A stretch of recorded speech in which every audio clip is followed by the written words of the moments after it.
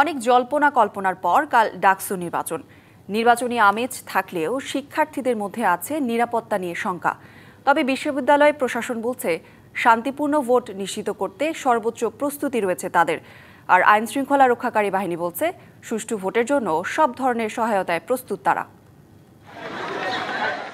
দীর্ঘ ৬ বছরের অচলায়তন ভেঙে আবারও ডাকসু নির্বাচন। ৯ সেপ্টেম্বর মঙ্গলবারের নির্বাচন ঘিরে বিশ্ববিদ্যালয়ের শিক্ষক শিক্ষার্থী থেকে শুরু করে সবার মাঝে উচ্ছ্বাস বিরাজ করছে। অনেকটা টক অব দ্য কান্ট্রিতে পরিণত হয়েছে এই ভোট।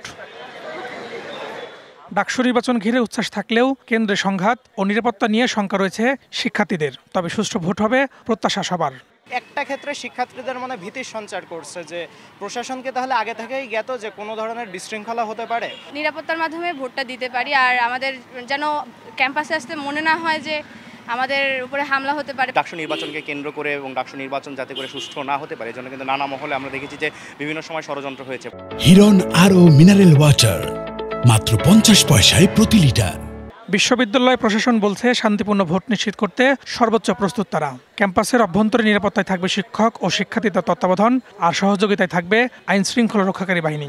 শঙ্কা থাকা স্বাভাবিক, কারণ দীর্ঘদিন এখানে ডাকসু নির্বাচন হয় না, একটা চর্চার মধ্যে নেই এবং একটি অতীতের অভিজ্ঞতাগুলো আমাদের শিক্ষার্থীদের ভালো নয়। আমরা এখন পর্যন্ত সেরকম কোনো নিরাপত্তা হুমকিজনিত কোনো খবর পাইনি।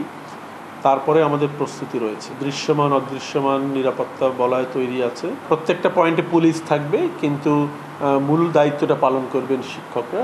অন্যদিকে ঢাকা মহানগর পুলিশ বলছে ডাকসু নির্বাচন ঘিরে যে কোনো ধরনের সহিংসতা বা অস্থিরতা মোকাবিলায় তারা প্রস্তুত।